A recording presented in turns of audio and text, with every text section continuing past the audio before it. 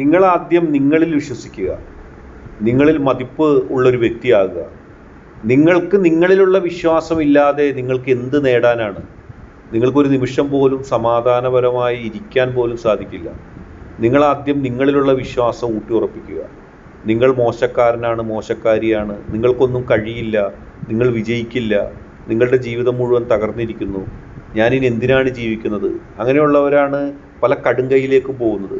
പക്ഷേ യഥാർത്ഥത്തിൽ എത്ര തിരിച്ചടികളും വെല്ലുവിളികളും നേരിട്ടാലും നിങ്ങൾ നിങ്ങളിലുള്ള ആത്മവിശ്വാസം ഉറച്ച് നിലപാടെടുത്ത് മുന്നോട്ട് പോവുക.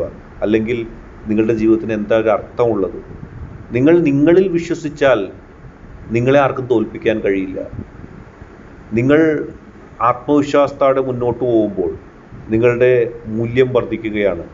നിങ്ങൾ ആത്മവിശ്വാസത്തോടെ മുന്നോട്ട് പോകുമ്പോൾ നിങ്ങൾക്ക് ഈ ലോകം മുഴുവനും നേടുവാനും കഴിയുന്നു. ഇനി നേടിയില്ലെങ്കിൽ ഇതിലും എന്താണ് പ്രശ്നം? ആത്മവിശ്വാസമുള്ള ഒരു ഹൃദയം, സ്വയം മതിപ്പുള്ള ഒരു വ്യക്തി, അതിനേക്കാൾ വലിയ സമ്പത്ത് എന്താണുള്ളത്?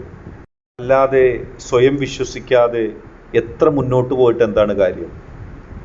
നിങ്ങളൊരു ലക്ഷ്യം മനസ്സിൽ വെക്കുമ്പോൾ അതെനിക്ക് വിജയിപ്പിച്ച് മുന്നോട്ട് പോകാൻ കഴിയുമെന്നുള്ള ആത്മവിശ്വാസം നിങ്ങൾക്ക് വേണം. നിങ്ങൾ നിങ്ങളെ സ്നേഹിക്കുക, നിങ്ങൾക്ക് വേണ്ടി നിലപാടെടുക്കുക.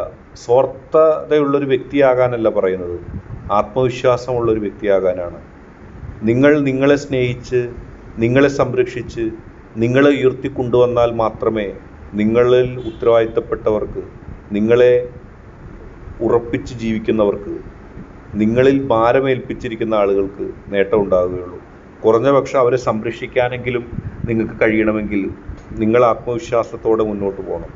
നിങ്ങളിലെ ആത്മവിശ്വാസമാണ് നിങ്ങൾ നയിക്കുന്ന സമൂഹത്തിൻ്റെയും നിങ്ങൾ നയിക്കുന്ന കുടുംബത്തെയും ഒക്കെ വിജയത്തിലേക്ക് നയിക്കുന്നത്. അതുകൊണ്ട് തീർച്ചയായും സ്വയം മതിപ്പോടെ ആത്മവിശ്വാസത്തോടെ മുന്നോട്ട് പോവുക.